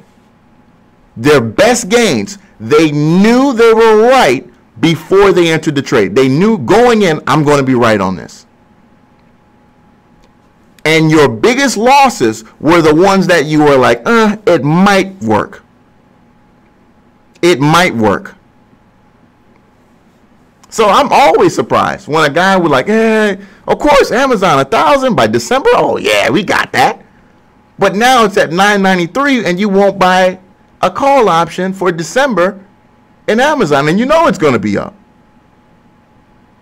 You know it's going for a cheaper price now than it's going to be in December. You know it. You know. And the people who got the money to buy it, you know, I'm sure there's no doubt in my mind they're loading up on it. You know, they're loading up on it. But I understand the risk reward, and the reward, the huge reward, is being able to call it Amazon 1,000 by Friday. There's a huge amount of money that you could possibly make, and the $800 that Mr. Lloyd is risking, is willing to risk $1,100 to make. That's relatively light. You know, that's relatively light. So he's going pretty easy on this. He can go a lot bigger on that. You know, so shout out to Mr. Lloyd. Appreciate the call, man. Appreciate the call. Yes, indeed. So let's go ahead and wrap this show up, man. Get out of here before I turn this into 3 hours. But again, AVEO, MRA, Mara, the one running on, does have news. So shout out to Jiggity J, you know, killing it on that one. This one, you know, under the 50, but, you know, look at these two candlesticks, even on the weekly, you know, showing that it's working its way out of those low oversold. And by the way, that weekly, man, I got to start paying attention to the weekly, because I'm looking at, you know, here's that gravestone doji. That's a buy after, you know, a huge selling trend here. You got, you know, you got faked out here. It was a bad fake out. Ooh, but nice one. Followed through with you know, bullish confirmation on MARA. Not bad, man. Not bad on that one. Not bad on that one. All right. Rite Aid, I'm looking forward to seeing what happens with Rite Aid tomorrow. Rite Aid, by the way, generated almost $1 billion worth of market cap today alone. So Rite Aid up $1 billion in valuation in one day, based on that 34% increase today. That was pretty insane. I still got some research to do on some other companies. But yeah, man, when you look at what's oversold right now, it's all if you go to FinViz and you just look up what's all oversold, it's just oil and gas and gold. Oil, gas, commodities. I think if you play options, I think you might be still a little bit early, but you gotta start really doing some research on the best of that group. You know, we talk about Marathon Oil. What's that? Is it NG? Nova Gold? Is it Nova Gold? No, there's one gold company with the $1 billion market cap. This is one of the largest gold miners in the world. Off the top of my head, I don't know, but you know, just look at those, you know, best of the best of the losers right now, and you're still a little early, but start doing research on them and try to catch that bottom. I think, you know, if you got the kind of mentality that talks about, you know, looking to position yourself down the road several years ahead, maybe a year from now or 2 years from now or further, you know, I think you snatch up, you know, something in that, and you just ride up, you know, even if you can't get a big ass position, just being able to get what you can get and add on as the reversal happens. I think you'll find yourself sitting pretty, man. And I constantly look at some of these stocks back in 2009 that nobody wanted to trade, and the people who were smart, you know, they made millions. You know, a $10,000 purchase of Ford Motor Company at $1.66, man, you're sitting in almost $1 million in less than 10 years. You know.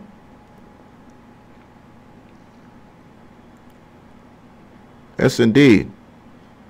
Kenny Dutton, I do see somebody bring up BMXC.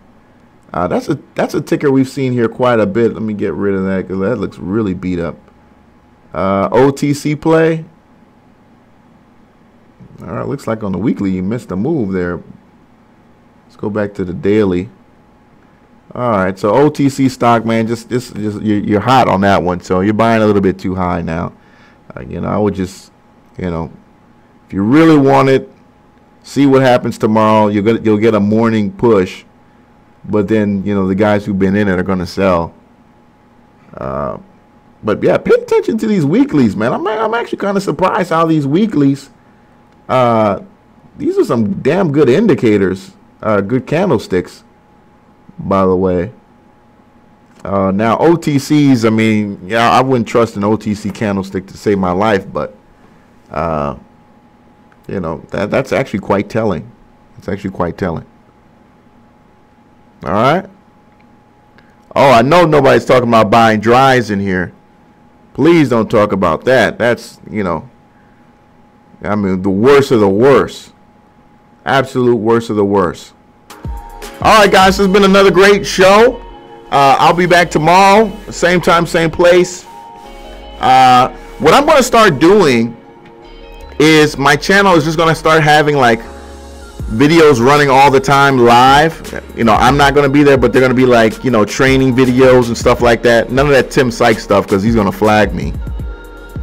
But a lot of the classics that I think, you know, I have in video that I think you guys are going to like. So they'll just be playing, you know, I won't be here, you know, it'll just be playing, you know what I'm saying? You can tune in or shit like that, you know, when you're bored or whatever. So I can just kind of get my channel out there as they promoting a lot of live shit, you know. So always have my channel up there. Yes, indeed. So appreciate it, guys. Thank you for joining me.